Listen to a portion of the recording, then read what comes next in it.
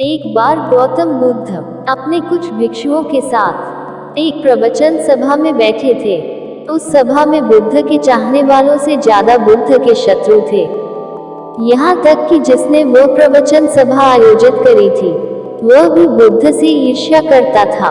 सभा का आयोजन राजा के महल में हुआ था, इसलिए राज्य के सभी मुख्य लोग वहाँ उपस्थित थे। बुद्ध सभा में जाने से पहले ही जानते थे कि सभा में उनके विरुद्ध कोई न कोई षड्यंत्र अवश्य रचा जाएगा। सभा में जाने से पहले बुद्ध का शिष्य आनंद बुद्ध को चेतवाता है कि बुद्ध आपको वहां नहीं जाना चाहिए, वहां के लोग आपके साथ दुर्व्यवहार करेंगे। ना जाने उन्होंने आपके विरुद्ध कैसा षड्यंत्र रच रखा हो, लेकिन बुद्ध अपनी करुणा के चलते वहां जाने से खुद को नहीं रोक पाते। सभा की शुरुआत होती है। बुद्ध के साथ कुछ तीखे प्रश्नों से बुद्ध से ईर्ष्या करने वाले लोगों का यह प्रयास होता है कि बुद्ध से कोई ऐसा प्रश्न पूछा जाए जिसका उत्तर बुद्ध न दे सके, परंतु बुद्ध सभी प्रश्नों के उत्तर बड़ी ही सरलता से दे देते हैं। सभा में उपस्थित लगभग सभी लोग अपने अपने प्रश्न पूछ लेते हैं और उन्हें उनके उचित उत्तर भी मिल जाते हैं। अचानक वहां एक स्त्री आती है और बुद्ध से कहती है, आप ध्यान की बात करते हैं, आप ज्ञान की बात करते हैं, आप सत्य की बात करते हैं, आप लोगों को सत्य के मार्ग पर चलाने की जिम्मेदारी लेते हैं, परंतु क्या आपके भीतर तनिक भी दया नहीं? क्या आपको मुजबला की कोई चिंता नहीं, जिसे आपने गर्भवती बनाकर छोड़ दिया है? क्या आपको मेरे पेट में पल रहे बच्चे की कोई चिंता नहीं? उस स्त्री की बात सुनते ही सभा में हड़कंप मच जाता है।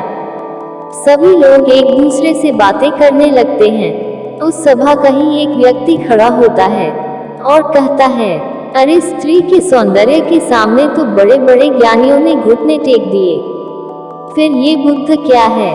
फिर कोई और खड़ा होता है और कहता है, हमें बुद्ध से यह उम्मीद नहीं थी कि बुद्ध इतना नीचे गिर जाएंगे। इसी तरह से सभा के बहुत सारे लोग खड़े होते हैं और बुद्ध को भला बुरा कहते हैं, बिना सत्य को जाने ही कि सत्य क्या है। लोग बुद्ध को भला बुरा कहना शुरू कर देते हैं। जब सभी लोग अपने अपने मन की भड़ास निकाल लेते हैं, तब राजा कहता है, बुद्ध आप अपनी सफाई में क्या कहना चाहेंगे? राजा भी बुद्ध ईर्ष्या करता था। वह चाहता था कि बुद्ध बदनाम हो जाए। यहाँ पर एक आवश्यक बात आपको समझनी चाहिए कि इस सारी घटना का बुद्ध पर कोई असर नहीं था। ना तो लोगों के अपशब्दों का बुद्ध पर कोई असर था और ना ही उस स्त्री के झूठे आरोप का। जानते हो क्यों? क्योंकि बुद्ध जानते थे कि सत्य क्या है। वह अपनी नजर में ठीक थे। सूत्र यही है कि चाहे पूरी दुनिया आपके खिलाफ हो जाए, अगर आप अपनी नजर में ठीक है, अगर आप जानते हैं कि आप सत्य के साथ हैं, तो आपका कोई कुछ नहीं बिगाड़ सकता। सभा के सभी लोग संदेह में थे, यहाँ तक कि बुद्ध के कुछ नए भिक्षु भी संदेह में पड़ गए थे। लेकिन बुद्ध जानते थे कि वह क्या है और यही आवश्यक था, इसीलिए उनके चेहरे पर कुछ भी बदलाव नहीं आया था। राजा बुद्ध से कहता है, बुद्ध क्या आप अपनी सफाई में कुछ कहेंगे?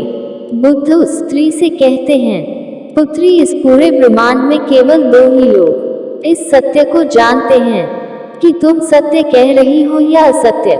इससे पहले कि बुद्ध कुछ आगे कहते, वह स्त्री बुद्ध से अपनी नजरें चुराने लगती है।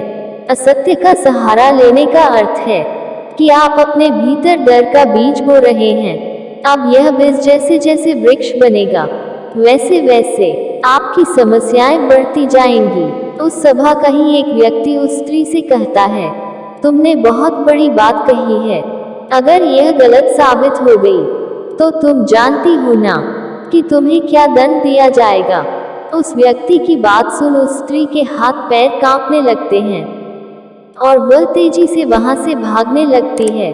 तेजी से भागने के कारण उस स्त्री ने अपने पेट से जो गठरी बांध रखी थी वह खुलकर जमीन पर गिर पड़ती है और सत्य सबके सामने आ जाता है। उस स्त्री ने अपने पेट से गठरी इस तरह से बांध रखी थी जिससे लग रहा था कि उसके पेट में बच्चा है।